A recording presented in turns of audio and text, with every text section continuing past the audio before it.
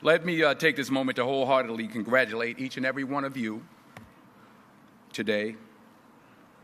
You graduated. You did it. You made it. Congratulations to you. And you did it all by yourselves. Nobody helped you. No, that's not. That's what I thought when I was young. I starting to really make it as an actor. I came in. I talked to my mother. I said, "Ma, did you think that this was going to happen? I'd be so big, and I'll be able to take care of everybody, and I can do this, and I can do that, and I can." She said, "Boy, stop it right there. Stop it right there. Stop it right there." He said that if you only knew how many people that had been praying for you, how many prayer groups she put together, how many prayer cloths she gave me, how many times she splashed me with holy water to save my sorry behind her. She said it. She said, "Oh, you did it by yourself? I tell you what you can do by yourself. You can go outside, get a mop and a bucket and wash them windows. You can do that by yourself." Superstar. So I'm saying that to say I want to congratulate all the parents and friends and family and aunties and uncles and grandmothers and grandfathers and teachers and friends and enemies, all the people that helped you to get where you are today. Congratulations to you all. I'm going to tell about 2-3 stories. I'm going to keep it real short. I remember my graduation. Speaker got up there, went on forever, blah, blah, blah, blah, blah, blah, blah, blah, blah. So I'm going to keep it short. Number 1, put God first. Put God first in everything you do.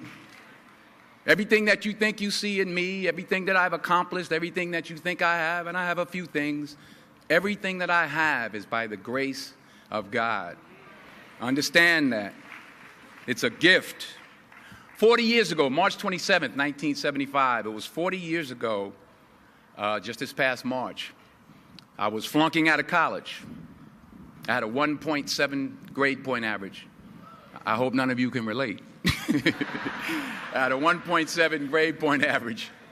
I was sitting in my mother's beauty shop. They still call it beauty shops now? What they call it now? Yeah, I was sitting in the beauty parlor. I was sitting in my mother's beauty parlor, and I'm looking in the mirror, and I see behind me this woman under the dryer. And every time she looked up, every time I looked up, she was looking at me, just looking me in the eye. And I didn't know who she was, and I said, she said, "Somebody give me a pen, give me a pencil. I have a prophecy." March 27, 1975, she said, "Boy, you are going to travel the world and speak to millions of people." Now, mind you, I was flunked out of college. I'm thinking about joining the Army. I didn't know what I was going to do, and she's telling me I'm going to travel the world and speak to millions of people. Well, I have traveled the world, and I have spoke to millions of people.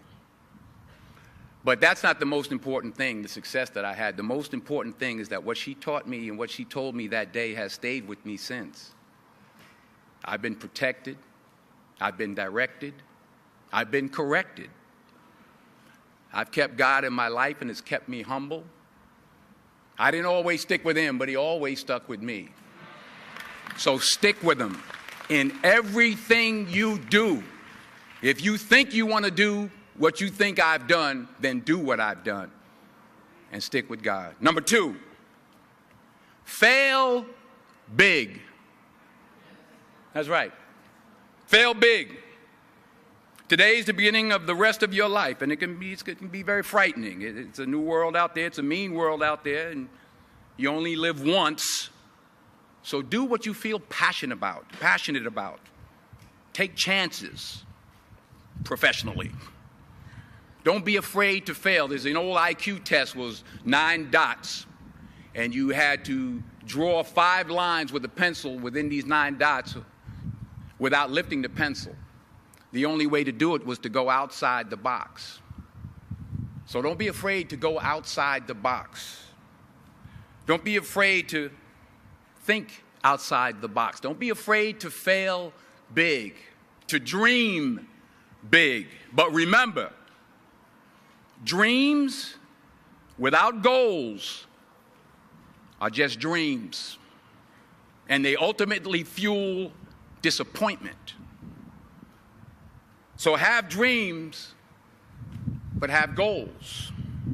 Life goals, yearly goals, monthly goals, daily goals. I try to give myself a goal every day. Sometimes it's just to not curse somebody out. Simple goals, but have goals. And understand that to achieve these goals, you must apply discipline and consistency. In order to achieve your goals, you must apply discipline, which you have already done, and consistency every day, not just on Tuesday and miss a few days. You have to work at it every day. You have to plan every day. You've heard the saying, we don't plan to fail, we fail to plan. Hard work works. Working really hard is what successful people do. And in this text, tweet, twerk world that you've grown up in, remember, just because you're doing a lot more doesn't mean you're getting a lot more done. Remember that. Just because you're doing a lot more doesn't mean you're getting a lot more done. Don't confuse movement with progress. My mother told me, she said, yeah, because you can run in place all the time and never get anywhere. So continue to strive, continue to have goals, continue to progress. Number 3, you'll never see a U-Haul behind a hearse. I'll say it again. You'll never see a U-Haul behind a hearse. I don't care how much money you make, you can't take it with you. The Egyptians tried it. They got robbed. That's all they got.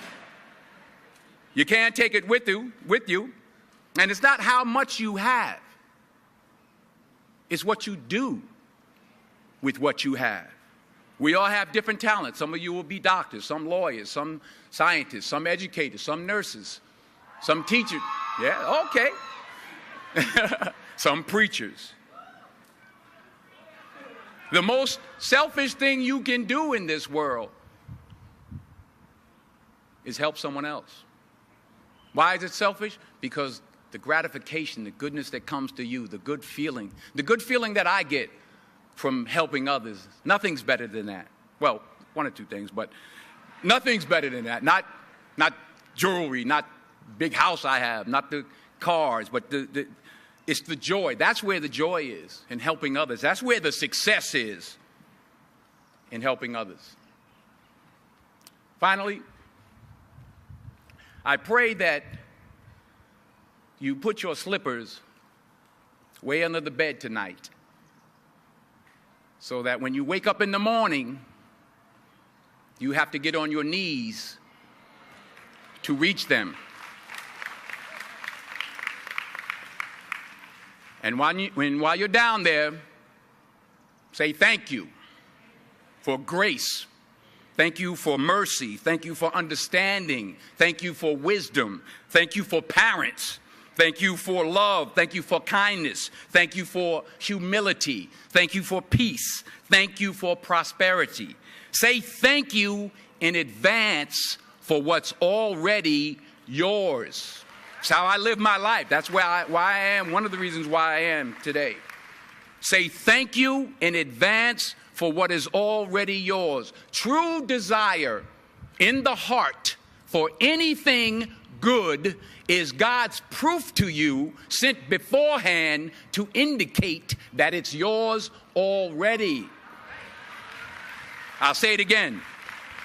True desire in the heart, that itch that you have, whatever it is you want to do, that thing that you want to do to help others and to grow and to make money, that desire, that itch, that's God's proof to you, sent beforehand already to indicate that it's yours.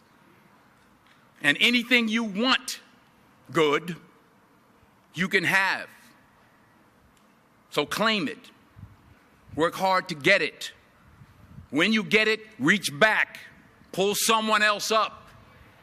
Each one, teach one. Don't just aspire to make a living. Aspire to make a difference. Thank you.